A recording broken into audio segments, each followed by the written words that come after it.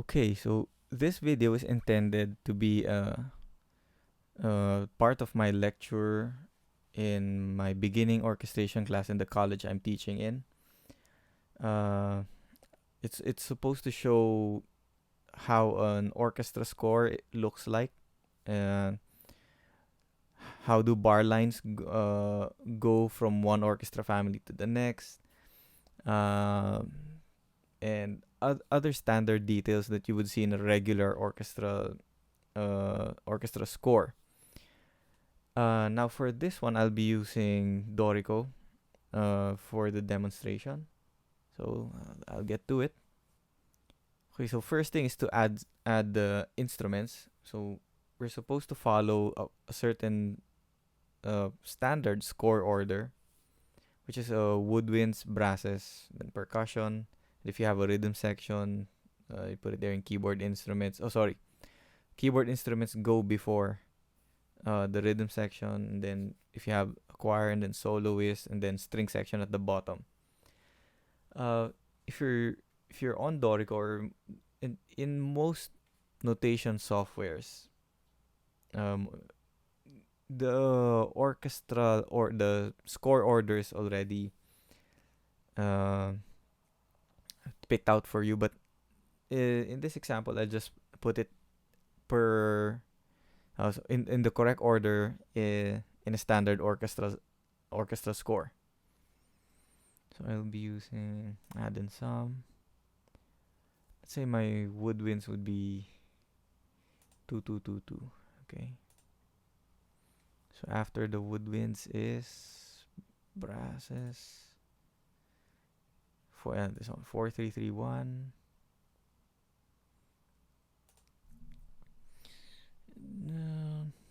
Maybe we could add percussion.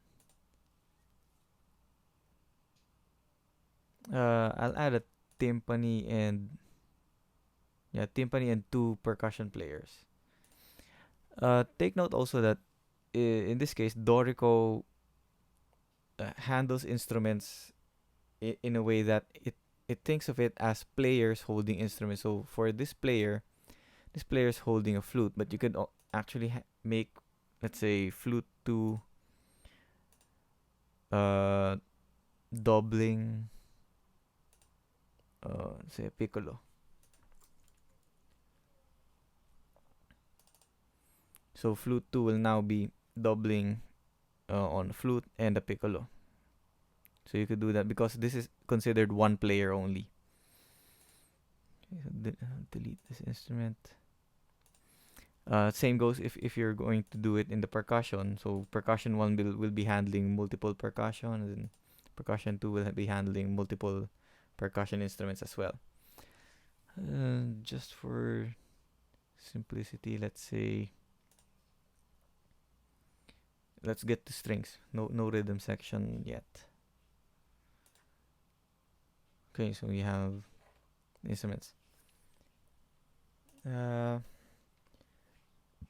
Just for the sake of setup or visibility, I'll just make the paper an A3 size and make things a bit smaller. Okay.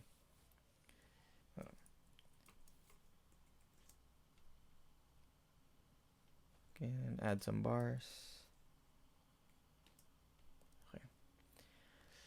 Okay. Standard orchestra score preparation. So you have woodwinds as the first orchestral family, and then brasses, and then percussion, and then if you have keyboard instruments or harp, you put it next here, and then the next would be rhythm section, and then at the very bottom you have strings. So it's always in that order. A common feature of an orchestra score is the continuous bar line. So if you notice, because this is in a notation software, the notation software always does it automatically. So the leftmost bar line continues from the top to the bottom without any breaks. So if you notice, from woodwinds crossing to brasses, it doesn't break. It still has a bar line. Then from bass to percussion, percussion to strings, it's continuous. For any other bar line after the leftmost bar line. Sorry, I'm in uh yeah, I'm in page view. Yeah. Maybe I could add more measures. So you could see, yeah. So on page 2, it's still the same.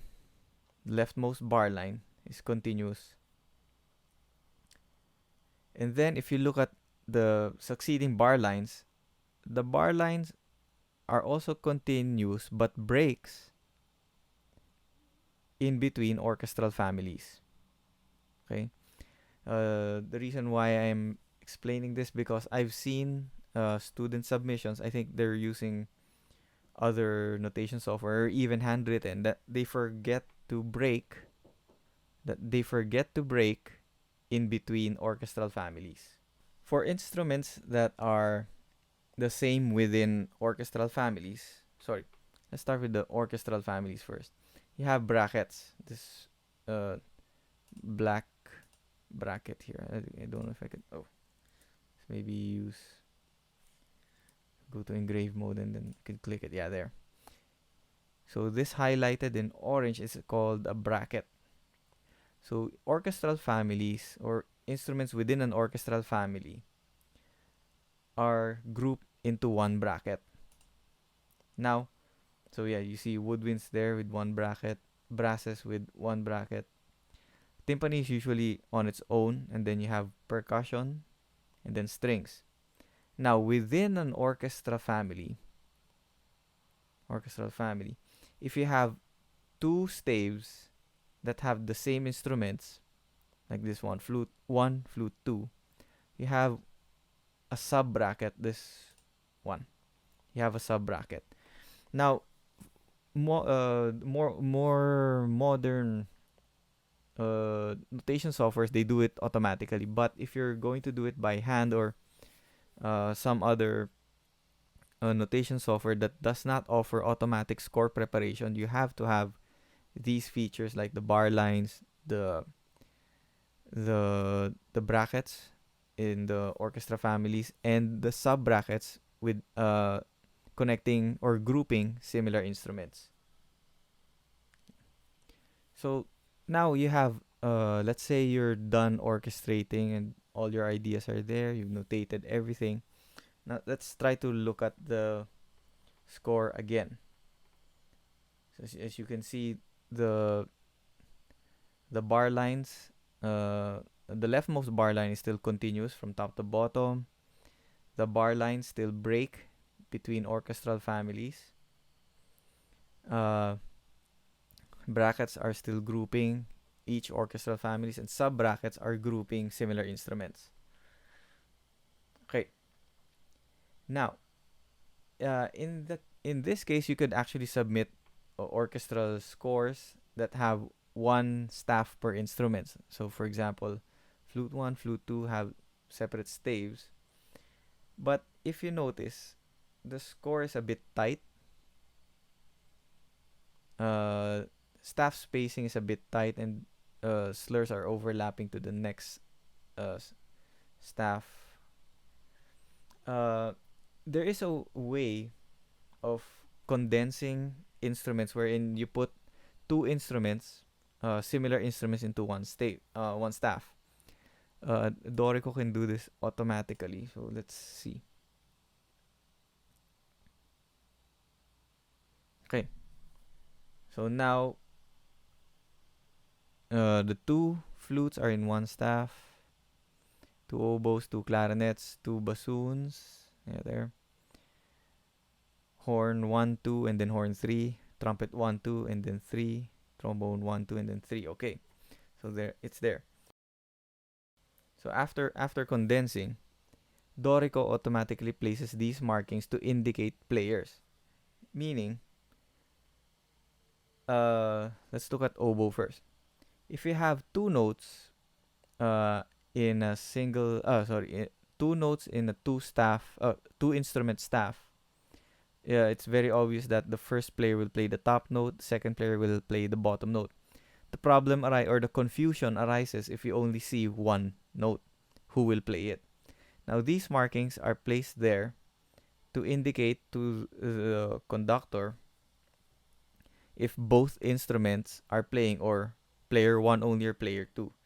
A2 means both instruments will play the same line. This line here. So if you notice here in oboe 1 and 2, oboe 1 is playing the top note, oboe 2 is playing the bottom note, but once it gets to measure 26, you only see the 16th note, you only have one one voice. So A2 makes it clear that both oboes will play that single voice. Okay, so also take note of this double bar line. I've seen students miss this feature here. The double bar line, think of it as like a punctuation mark at the end of a sentence or before starting another sentence. It helps musicians get a feel of the musical phrase while reading. So it means that it's the end of the phrase and the start of a next phrase here in measure 27. Okay, and lastly, the one of the most important things that we need to consider is the readability. If the score or even the parts are very hard to read, uh, it would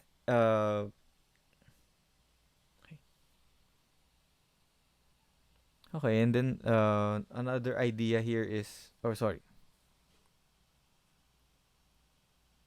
Okay, another concern I've seen throughout checking papers is when students forget to remove chords on orchestra instruments. For example, uh,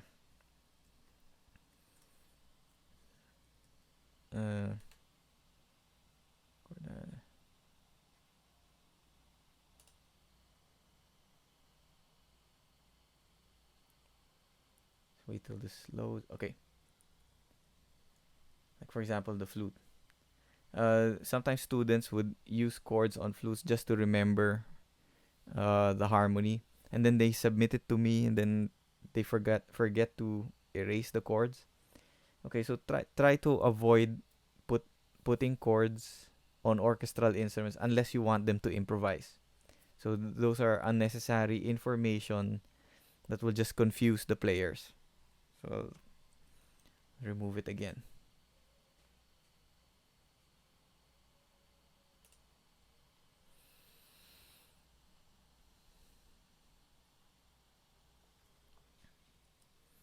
Okay, and lastly, in the end, make sure that everything is readable to avoid errors during live performances and save on rehearsal time by listening questions and clarifications regarding the music that's written. Okay, again, this is a supplemental video lecture for beginning orchestration students. This would be part of my week 2 lecture.